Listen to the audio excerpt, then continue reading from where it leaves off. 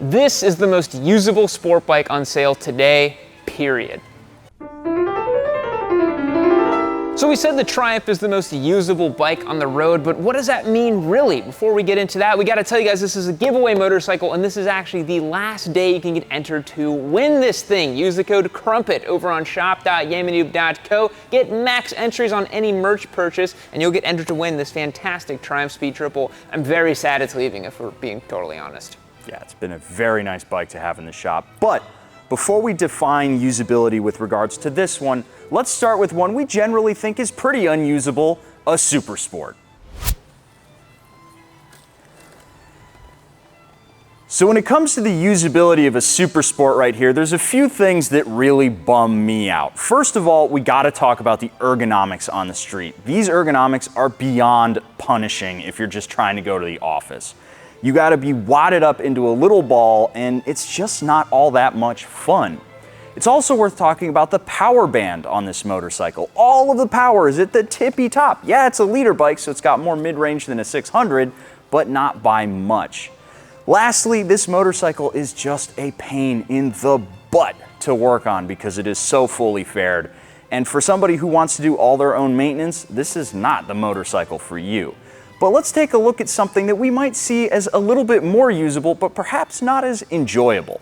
So here we have our standard or naked motorcycle that fits the bill for a much more comfortable all-day use. Obviously you have higher handlebars, lower pegs, way easier on the back and the spine and all the other control inputs. We also have no fairings, making this bike easy to work on and live with.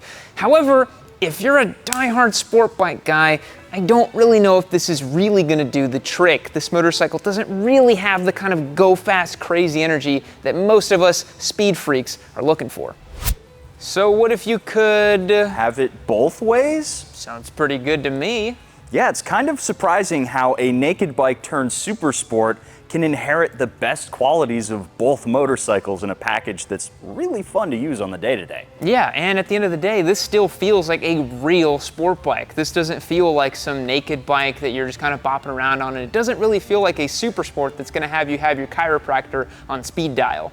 So for you, what is the most usable part of this motorcycle? The thing that's the standout feature for you? You know, I gotta say it's the peg height. I think the peg height being substantially lower than a super sport motorcycle lends this bike to really be able to be used on everyday occasions. And I took the thing out on track and I never even touched the curb feelers on it, so it's clearly got enough clearance for all of your street squidding. It was really illuminating when we did this bike versus the Gixxer 1000 how much lower the pegs are on this. And as a bigger guy, it's a lot more comfortable to sit on this. The seat's really nice and plush too. It's not that super paper thin leader bike seat on here. The ergonomics are quite comfortable, but we also got to talk about the nice power band that you get out of this triple. There is no waiting around for the power to build on this thing with 1200 cc's or thereabouts and torque all in the fat mid-range. You twist the wrist and you just go on this thing. And we proved that it can definitely keep up with the Gixxer 1000, if not obliterated. Yeah, I mean, these things are just so well tuned, and it's still making a ton of power. More than you could probably get away with on the street, and more than you're probably going to be able to use on a racetrack too. This thing is like halo bike territory, and it comes with all of the nice tech to keep it rideable for you. That's the big thing for me too, is this motorcycle has all the creature comforts and technology that you could use as a daily rider. Cruise control, heated grips, all kinds of great things on this bike that will allow you to keep using it every day for the everyday ride. Now, the final thing that I like about this motorcycle is that it's not a fully faired motorcycle. Yeah, we have a little bit of fairings up here, but you don't have to dig through all of them to get at the engine if you want to work on this motorcycle. I'll tell you what, I'm not gonna tap into this thing.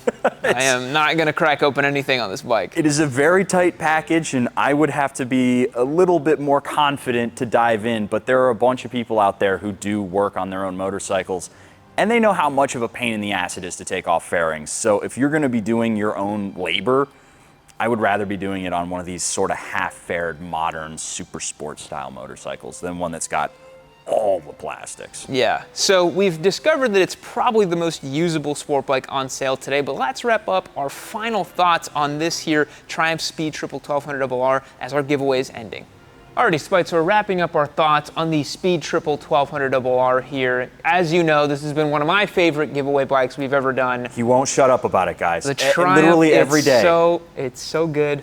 This is one of the few bikes, much like the ZH2, that I genuinely thought about buying for myself. I was like, you know, if I got rid of the race bike and made some things move around and got rid of some bikes, I could probably have this, but I really do love this motorcycle. Yeah, it's a great package. It was more of a slow burn for me. It took me a little bit longer to get it, because for me it was just like, oh, it's another like kind of uncomfortable, powerful motorcycle that's meant to be ridden at like 60 degrees of lean.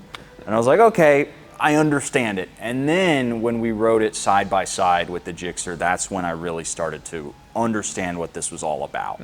You know, this package became a lot more, it became a lot more tangible to me, because it was really, really nice to ride. It's, again, just the Triumph velvety throttle. They do such a good job with their throttle mapping on all of their bikes, and this one's no different. It's a really pleasant engine to use. I was really surprised when I first took it out and kind of got on the throttle with it.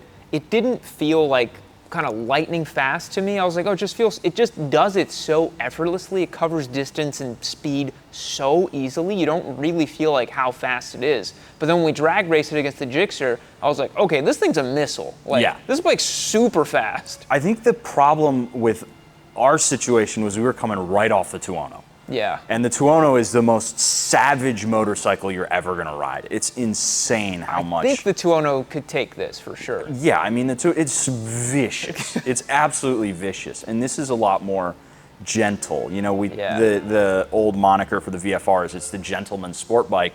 This has sort of usurped the throne, in my opinion. Yeah. It's really comfortable, really easy to get along with, and it's just nice. So one thing about this bike that a lot of people bring up is the looks. It's pretty polarizing. I personally think it looks really unique and cool. I also obviously have a very soft spot for Triumph sport bikes, and I love the carbon fiber and the white and the gold. But what do you think about the looks? So me personally, I always will prefer a naked bike over one that has a fairing that's sort of aggressively angled like this, because it always dumps air right in the middle of my face. Yeah. It's every stock sport bike ever.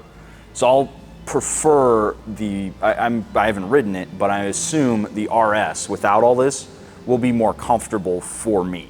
Yeah. But if you want something that you look at and you're like, whoa, that thing is properly cool, this is a very unique motorcycle. And I really do like the single round headlight look, the old school super sport styling. It's a very well done package, and I love the gold pinstriping. Yeah, the gold pinstriping is so badass, the carbon fiber accents. And yeah, when I took this thing out on track and when I did my first ride with it, it does get a lot of looks, a lot of head turning, a lot of people being like, whoa, what is that thing, you know, because it is very unique looking. I just think it's crazy how this thing doesn't give up the ghost in any performance categories at all. Like, this is such a ridiculously capable motorcycle. And it's down to this frame. This frame is so well made, and it's still got a single-sided swing arm, so it looks really great. You know, what is there to say about it? I mean, it is worth pointing out that it's not just the Daytona frame all over again. It's not. It's very different. It actually has this kind of callback to the old school Speed Triple frame, which is cool. This big kind of tubular member right here, which they didn't need to do, stylistically. Stylistically, that's my favorite thing about this bike, is because it is that old tube steel look, but it's just an aluminum twin spar. Now, we've been very effusive about it for the last 4 minutes. How do you feel? What's something that is a drawback on this bike for you?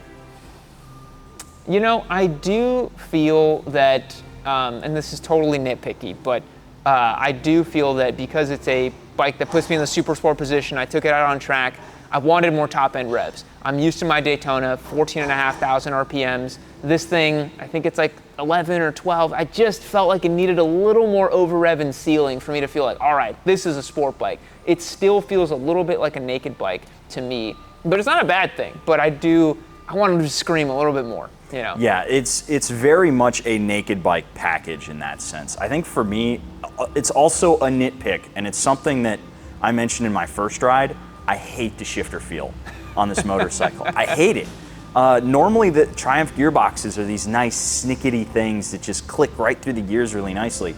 This thing has such a mushy, bendy lever that it's like made out of this really thin, unreinforced aluminum that you literally put it down into first gear, and then if you push it again, you feel the lever bend under your foot. Yeah. I really don't like that, especially on a bike that costs this much, with the rest of the fit and finish being so nice.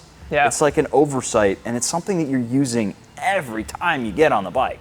You know, it's funny because, not to get too Triumph simp on everybody here, but the Daytonas, like especially mine, the second gen, the shifter feel is one of my favorite things because it's not like this. It's like rifle bolt, like super positive and engaging. Yeah. But yeah, the new transmission feel on these is a little suspect.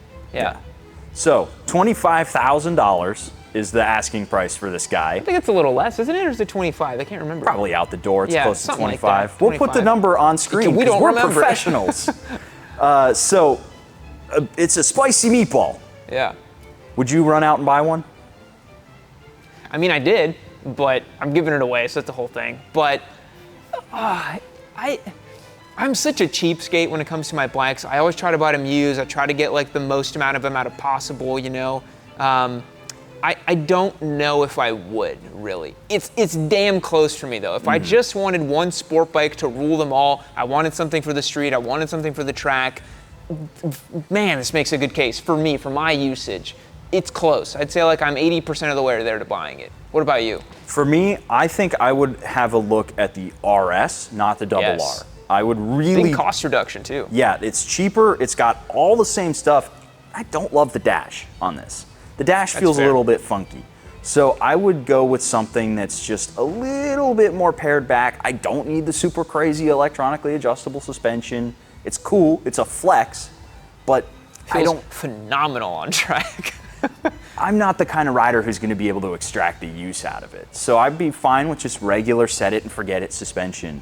I really think it's the RS for me, not the double R. Yeah.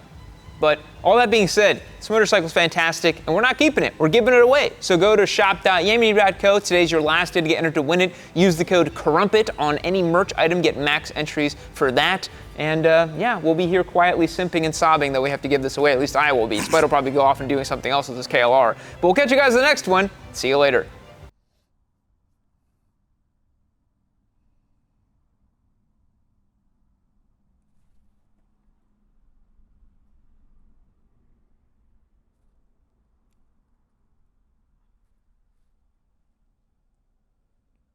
Keep watching Amy Noob!